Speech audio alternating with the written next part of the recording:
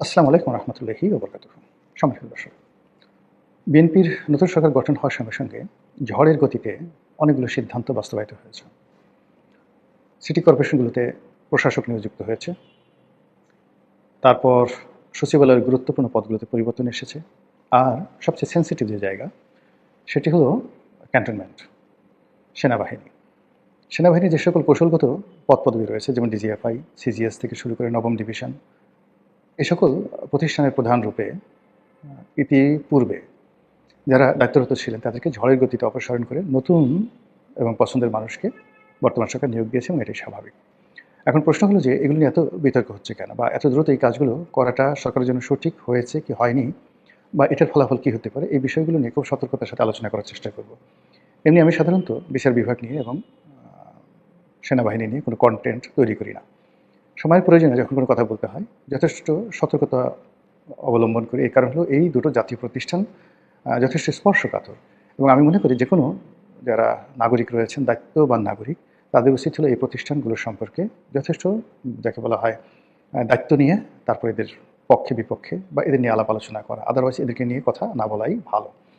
তো সেনাবাহিনীতে যেটি হচ্ছে, ইউনূস জমানাতে যেটি হয়েছিল, সেটা আমরা যেটা বাড়ি থেকে শুনেছি খোলামেলা, যেহেতু সেটা সাবেক জমানা, সেই সাবেক জমানা সম্পর্কে বলা যায়। তো যেখানে আমরা শুনেছি যে সেনাপ্রধান ওয়াকারুজ্জামানের সাথে ডক্টর মোহাম্মদ ইউনূসের কোনো সম্পর্ক ছিল না।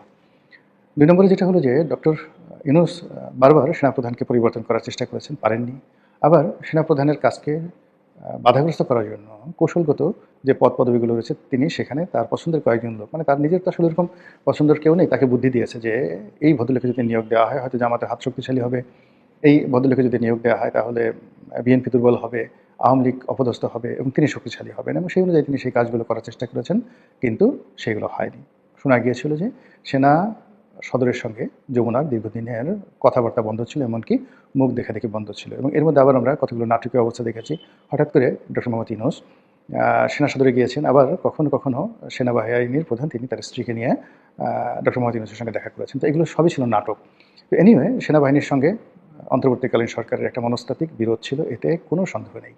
দ্বিতীয় যে বিষয়টি উল্লেখ করতে চাই, যে সেনাবাহিনী এরশাদ জমানা পর্যন্ত, এমনকি ১৯৯৬ সন পর্যন্ত মোটামুটি রিজনেবল ছিল।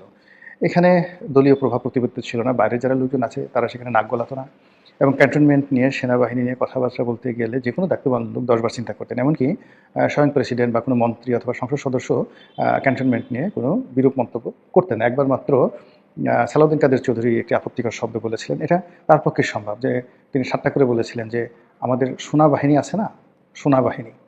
তো এটা সালাউদ্দিন কাদের চৌধুরীর পক্ষে সম্ভব, কিন্তু যেই জমানাতে তিনি সেনাবাহিনীকে সোনা বাহিনী বলেছিলেন, ওটা ওই জমানাতে অন্য কোনো রাজনীতিবিদদের পক্ষে সেটা সম্ভব ছিল না। তো তিনি সে কেবলমাত্র সেনাবাহিনীকে বলেননি, তিনি শেখ হাসিনাকে নিয়ে ঠাট্টা করেছেন। তিনি শেখ হাসিনাকে নিয়ে বলেছেন, একবার অভিযোগ আসলো যে তার জাহাজ স্বর্ণ চোরা কারবারি করে, স্বর্ণ চোরা চালানি করে নেয়, এবং এটা স্বয়ং প্রধানমন্ত্রী একবার এটা নিয়ে কটাক্ষ করলেন যে সালাউদ্দিন কাদের চৌধুরী সোনা চোরা কারবারির ব্যবসা করেন। তো এটার জবাবে তিনি বললেন যে ওনার চারিদিকে এত সোনা, তো এত সোনা রেখে উনি কেন আমার সোনার দিকে ওনার এত নজর, আমি এটা বুঝতে পারি না। এখন বলেন তো এই প্রশ্নের কী জবাব দেবেন? সেই সালাউদ্দিন কাদের চৌধুরী সে বিখ্যাত সোনা মিয়া লাল মিয়া, সোনা কাইটা লাল করে দাও, সোনাকে কেটে লাল করে দাও, এই সকল অবিস্মরণীয় কথা বলার পাশাপাশি তিনি বেগম জিয়া তারেক জিয়াকেও ছাড়েননি। তিনি বলতেন যে একসময় শুনতাম কুকুরে ল্যাজ নাড়ায়, এখন ল্যাজে কুকুর নাড়ায়। স্পষ্টত তিনি সেই যে হাওয়া ভবনের সেই যুগে তারেক রহমান সাহেবের প্রভাব এবং প্রতিপত্তি নিয়ে কটাক্ষ করেছেন, এবং এই কটাক্ষ করার পরেও বিএনপিতে তিনি অপরিহার্য নেতা ছিলেন। তিনি স্থায়ী কমিটির সদস্য ছিলেন না, কিন্তু স্থায়ী কমিটির বৈঠকে উপস্থিত ছিলেন।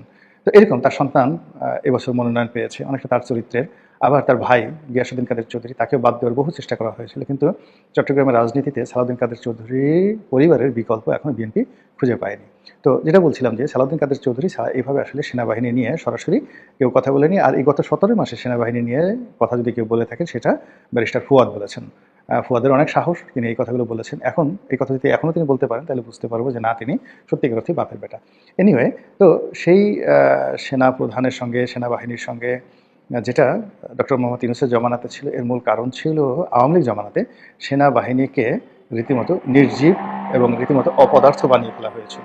বলা হয়ে থাকে যে সেখানে আত্মীয়করণ, গোপালগঞ্জের লোকদেরকে আধিক্য দেওয়া, প্রাধান্য দেওয়া, এর বাইরে আরও অনেক কিছু, মানে আওয়ামী লীগ করতে হবে, এরপরে জয় বাংলা বলতে হবে, এরকম মানে সেনাবাহিনীর মধ্যে এই ধরনের অনাচার অবিচার যেটা পুরো সেনাবাহিনীর যে চেইন অফ কমান্ড, সেই চেইন অফ কমান্ডকে ব্রেক করে ফেলেছিল। বিশেষ করে জেনারেল আজিজের আগের থেকে, মানে শেখ হাসিনার জমানা থেকে যারাই সেনাপ্রধান হয়েছেন, তিনি তাদেরকে তার পিএস এর মতো ভাবতেন, তুমি করে কথাবার্তা বলতেন, এবং ঠিক শেষমেশ তিনি চাইতেন আরও আনুগত্য।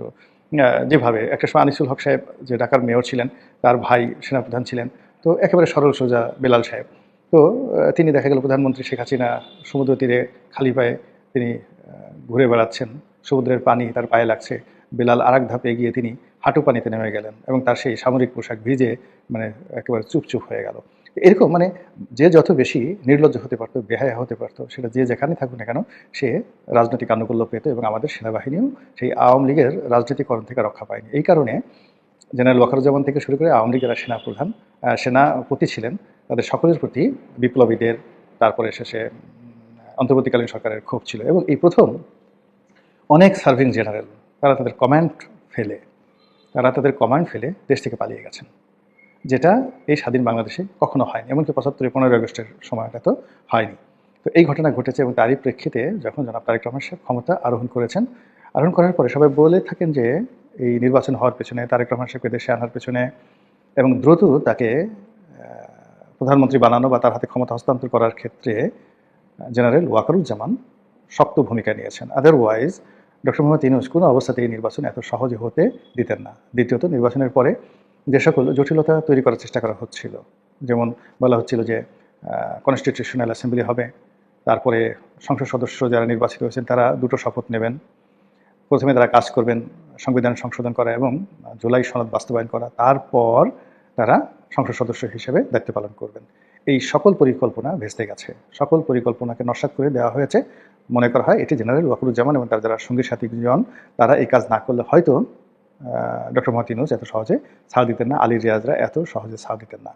দ্বিতীয়ত হলো যে এই সংসদ নির্বাচন হওয়ার পরেও ডক্টর মোহাম্মদ ইউনূস কতদিন ক্ষমতায় থাকবেন এটা নিয়ে একটা ধোঁয়াশা ছিল, কিন্তু তড়িঘড়ি করে তারেক রহমান সাহেবের শপথ গ্রহণ করা, মন্ত্রিপরিষদের শপথ গ্রহণ এবং মন্ত্রিপরিষদ গঠন, সব মিলে যা কিছু হয়েছে সেখানে ক্যান্টনমেন্টের একটা বিরাট ভূমিকা ছিল, এবং সঙ্গত কারণে ওয়াকারুজ্জামানের একটা বিরাট ভূমিকা ছিল। এখন যাদেরকে নিয়োগ দেওয়া হয়েছে, আমি সামরিক বিশেষজ্ঞ নেই এবং ক্যান্টনমেন্ট সম্পর্কে, সেনাবাহিনী সম্পর্কে আমার ধারণা খুব অল্প, কাজে ওখানে কী অন্তর্দ্বন্দ্ব রয়েছে, কার সঙ্গে কার বিরোধ রয়েছে, কে কার পক্ষে, আমি কিচ্ছু জানি না। কিন্তু যারা জানেন, বিভিন্ন সামরিক কর্মকর্তা যারা এখন ইউটিউবে এসে খুব কথাবার্তা বলছেন, এদের মধ্যে কেউ আছেন যারা জামাতের লোক, কেউ আছেন হিজবুত তাহরির লোক, কেউ আছেন বিএনপির কেউ লোক নাই, তারা কিন্তু দ্বিধার্সে মতামত ব্যক্ত করে যাচ্ছেন, এবং তারা যে কথাগুলো বলার চেষ্টা করছেন যে তারেক রহমান সাহেবের সরকার যে নিয়োগ দিয়েছে, নতুন নিয়োগ দিয়েছে, এই পুরো নিয়োগ প্রক্রিয়াই জেনারেল ওয়াকারুজ্জামানের বিরুদ্ধে যাবে।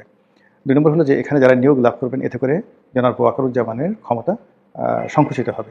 এমনকি আগামীতে যদি তাকেও মানে বাদ দেওয়া হয় জেনারেল নাসিমের মতো করে, বা অন্যান্য ইতিপূর্বে যে সকল সেনাপ্রধানকে বাদ দেওয়া হয়েছে সেভাবে যদি তাকে বাদ দেওয়া হয়, সেক্ষেত্রে গণতান্ত্রিক সরকারের বিরুদ্ধে তিনি হয়তো একটা টু শব্দ করতে পারবেন না। অনেকে টিটকারিকে বলার চেষ্টা করছেন যে গত 17 মাসে তার যে দাপট ছিল, তিনি যেভাবে ডক্টর মোহাম্মদ ইউনূসের জীবনকে তছনছ করে ছেড়ে দিয়েছেন, এখন এই সময়টিতে এসে এবার তার পালা।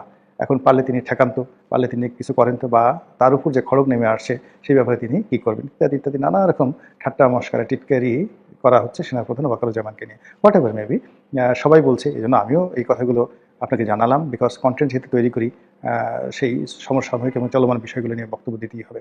আমরা যেটা চাই যে দেশ ভালো মতো চলুক, সুন্দরভাবে চলুক, এবং বর্তমান সরকার যারা আছে তারা সফল হোক, দেশে শান্তি এবং শৃঙ্খলা ফিরে আসুক, এবং আমাদের সেনাবাহিনী তাদের অতীত ঐতিহ্য ফিরে পাক এবং সত্যিকার অর্থে দেশ রক্ষার কাজে, দেশ মাতৃকার সেই স্বার্থে তারা তাদের জীবন উৎসর্গ করুক, এই আত্মপ্রত্যয় তাদের